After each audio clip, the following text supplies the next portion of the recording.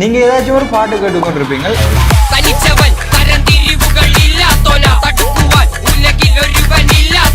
அப்படி பாட்டு கேட்கல பாட்டை விட பாட்டுக்கு பேக்ரவுண்ட்ல போற பிஜிஎம் மட்டும் வேற லெவல்ல இருக்கு.